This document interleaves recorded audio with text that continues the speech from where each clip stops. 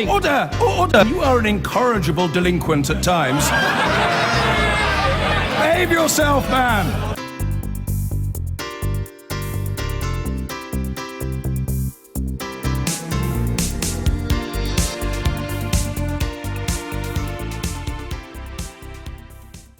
Well, along with the complexities of dealing with Britain's borders after Brexit, the government is also seeking to keep the economy on track. Dire warnings of the effects of leaving the EU before the referendum have, so far, not come to pass, with new figures today on services and the housing market more buoyant than expected. Retailers have called it Christmas in July. Sales in London's West End rose nearly 5% last month. High streets across the UK also boomed. Here, the post-Brexit bounce has been driven by the lower pound, tempting in tourists from China and the USA.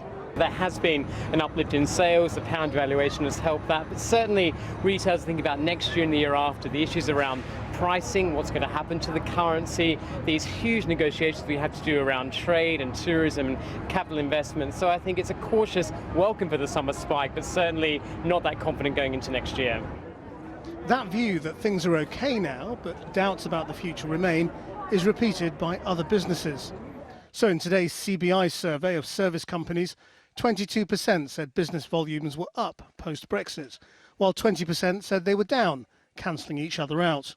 But the same survey showed just 10% felt more optimistic about the future, while 40% said they were less optimistic. Obviously there's a lot of uncertainty about what it means, which is what you see the hit on optimism from. And yet, you know, there is no Brexit yet. Companies and consumers are still carrying on.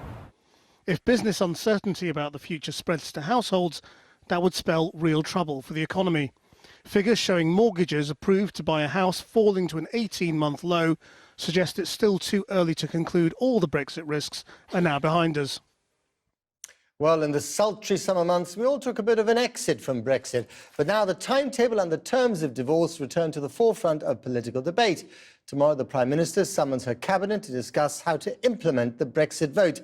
Well, our political editor, Gary Gibbon, is in Westminster. Gary, what do we know? We know where they're meeting at Chequers, the Prime Minister's country home. We know that in the morning there'll be a formal cabinet, that's the one with civil servants present. It looks as though the economy has a big place on the agenda for that, not particularly Brexit for those discussions. And then in the afternoon, the civil servants leave and the ministers start discussing Brexit. And Theresa May gave them a bit of summer homework. They've been told to come back and say what opportunities Brexit presents for individual departments that they run. Now, given that more than two-thirds of these ministers supported Remain, that's a particularly anguished task. Possibly, it is argued, for some of their civil servants as well, but that's what she wants them to do. And it won't just be the obvious departments, like trade, for instance, talking about advantages as they're seen by the minister there, but you'll have ministers responsible for higher education, for pensions, benefits, for the health service, talking about the advantages. But of course, every time there is an advantage in terms of potentially tweaking, reducing, cutting altogether access to benefits or higher education help and the rest of it in the NHS for people from the EU, there could well be reciprocal punishments coming the way of British people who are in the EU. And briefly, Gary, the people in that building behind you, the MPs, will they get their say in all this?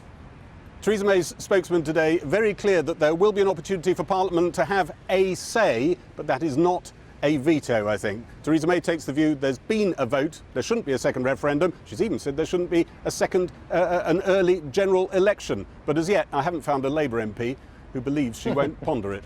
OK, thanks, Gary. I've been